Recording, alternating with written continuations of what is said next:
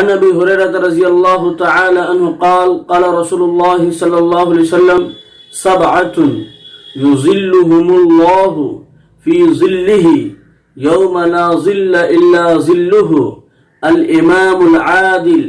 وشاب نشأ في عبادة الله عز وجل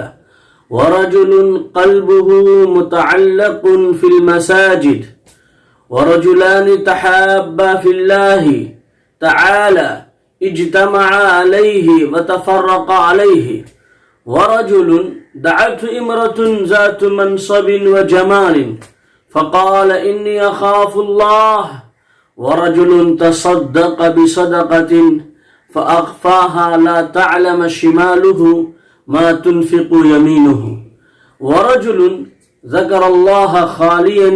ففاضت عيناه. یہ بخاری اور مسلم کی حدیث ہے. اللہ کے رسول صلی اللہ علیہ وسلم بشارت دے رہے ہیں، خوشخبری سنا رہے ہیں 7 قسم کے لوگوں کو، یعنی وہ 7 قسم کے خوش نصیب لوگ ہیں، نیک بخت لوگ ہیں، بھاگے شالی ہیں، اچھے انسان ہیں، شرشت منوس ہیں، جو عرش کے سائے میں مہا پرلے قیامت کے دن اللہ کے عرش کے سائے میں ان کو جگہ ملے گی. جبکہ سب لوگ پریشان ہوں گے اپنے پاپ کی وجہ سے، اپنے گناہوں کی کرتوت کی وجہ سے، وہ ادھر ادھر بھٹک رہے ہوں گے، پسینے میں اگ ڈب کر رہے ہوں گے. بعض لوگ ایسے ہوں گے کہ پسینہ ان کے پاؤں تک ہوگا، بعض لوگوں کے کمر تک ہوگا، بعض لوگوں کے سینے تک ہوگا، اور بعض لوگ ایسے بھی ہوں گے جو پسینے میں ہی اگ ڈب کر رہے ہوں گے. یہ پریشانی کا عالم ہوگا، مصیبت کا عالم ہوگا، اور جو سب سے بڑی سمسیا اور پریشانی ہے وہ قیامت کی پریشانی ہے. تو وہاں اس طریقے سے لوگ بے چین ہوں گے، پریشان ہوں گے. تو 7 قسم کے لوگوں کو اللہ کے رسول صلی اللہ علیہ وسلم نے یہ خوشخبری دی ہے کہ یہ لوگ اس سمسیا سے، اس مصیبت سے بالکل سیو ہوں گے، محفوظ ہوں گے، سرکشت ہوں گے. پہلے نمبر پر فرمایا الامام العادل، کہ یعنی نیک بادشاہ جو حکمرانی کرے تو اللہ کے حکم کے مطابق حکمرانی کرے، کتاب و سنت کے مطابق حکمرانی کرے، اتیاچار نہ کرے، ظلم نہ کرے، کرائم نہ کرے، کسی کو پریشان نہ کرے. نمبر 2 وہ نوجوان جو اپنی جوانی میں اللہ کی عبادت کرے، یعنی اپنی جوانی اللہ کے حکم کے مطابق گزارے، رسول اللہ صلی اللہ علیہ وسلم کے سنتوں پر چل کر کے گزارے. ایسا نوجوان بھی اللہ کے عرش کے سائے میں ہوگا. نمبر 3 پہ اللہ کے رسول صلی اللہ علیہ وسلم نے اس کو خوشخبری سنائی جو آدمی کا دل مسجدوں سے لگا ہوتا ہے. دوسری حدیث میں یہ الفاظ ہے رجل قلبہ معلق بالمساجد، کہ ایسا آدمی جس کا دل مسجدوں سے لگا رہتا ہے، یعنی ایک نماز پڑھ کر کے گیا اور دوسری نماز کی فکر ہوتی ہے. دنیا میں کہیں بھی ہو، مارکیٹنگ میں ہو، بازار میں ہو، دکان میں ہو، مکان میں ہو، لیکن مسجد کی فکر لگی رہتی ہے کہ میں ظہر کی نماز پڑھ کر کے آیا ہوں، اب عصر کا وقت ہونے والا ہے، اب عصر کی نماز پڑھنے جانا ہے، عصر کی نماز پڑھ کر کے آیا ہوں، مغرب کی نماز ادا کرنے جانا ہے، مغرب کی نماز پڑھ کر کے آیا ہوں، عشاء کی نماز پڑھنے جانا ہے، عشاء کی نماز پڑھ کر کے آیا ہوں، فجر کی نماز ادا کرنا ہے. نمبر 4 پہ وہ 2 آدمی جو آپس میں اللہ کی رضا کے لیے محبت کرے، اللہ کی رضا کے لیے اکٹھے ہوں اور اللہ کی رضا کے لیے جدا ہوں، یعنی ان دونوں کا ملنا، ان دونوں کا آپس میں محبت کرنا، ان دونوں کا لینا اور دینا، ایک دوسرے کو ہدیہ تحائف پیش کرنا، گفٹ دینا،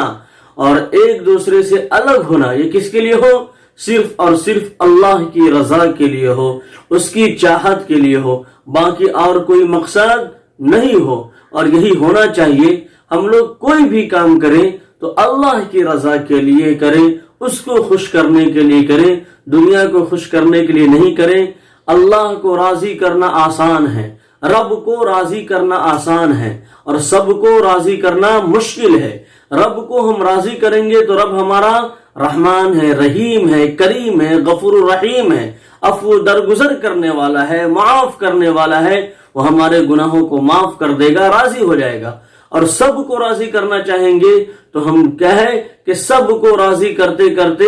پریشان ہو جائیں گے۔ اس لیے رب کو خوش کرنا آسان ہے، اور سب کو خوش کرنے کے چکر میں آدمی خود کو خشک ہو جاتا ہے، لیکن سب لوگ راضی نہیں ہوتے ہیں۔ اس لیے کہا جاتا ہے کہ منافق آدمی ہی سب کو خوش رکھتا ہے، کہ جو جیسا ہے اس کے منہ پر اس کی تعریف کرے، اس کی بات کرے، اور جو حق کہنے والا ہے، سچا پکا مسلمان ہے، وہ سب لوگوں کو راضی اور خوش نہیں رہ سکتا ہے۔ تو اس چکر میں ہم نہیں پڑیں کہ ہم سے سب لوگ راضی اور خوش رہیں۔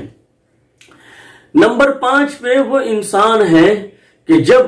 خوبصورت لڑکی اس کو گناہوں کی طرف دعوت دے اور بلائے تو وہ کہے انی اخاف اللہ، کہ میں اللہ سے ڈرتا ہوں، میں تقوی اختیار کرتا ہوں، میں گناہوں کی طرف نہیں جاؤں گا۔ اور وہ کیا ہے، حضرت یوسف علیہ السلام کی پاک دامنی اختیار کرے۔ جس طریقے سے حضرت یوسف علیہ السلام کو وقت کے جو بادشاہ تھے، بادشاہ مصر، ان کی بیوی حسین و جمیل، خوبصورت، بیوٹیفل اور مس ورلڈ، اس وقت کی جو سب سے زیادہ حسین و جمیل تھی، وہ بہکانے کی کوشش کی، ہر طرح سے ورغلانے کی کوشش کی، گناہوں میں مبتلا کرنے کی کوشش کی، لیکن سیدنا حضرت یوسف علیہ السلام نے کہا انی اخاف اللہ، کہ میں اللہ سے ڈرتا ہوں، یہ میں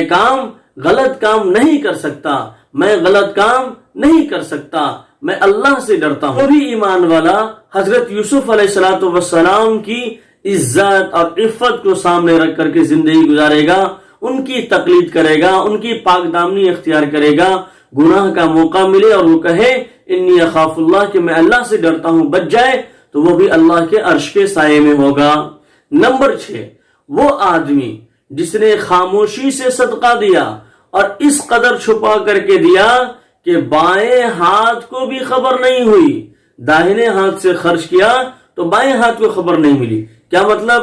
بائیں ہاتھ کو جیب میں رکھ لے کہ بائیں ہاتھ دیکھے نہیں، یہ مطلب نہیں، بلکہ اس طریقے سے خرچ کرے کہ جو اس کے پڑوس میں ہو، جو اس کے ساتھ ہو، اس کو بھی پتہ نہ چلے۔ اس لیے بعض لوگ نابینا کو دیتے تھے تاکہ اس کو بھی پتہ نہ چلے جس کو دیا جا رہا ہے کہ کس نے ہم کو دیا۔ بعض لوگ کرتے تھے کہ رات میں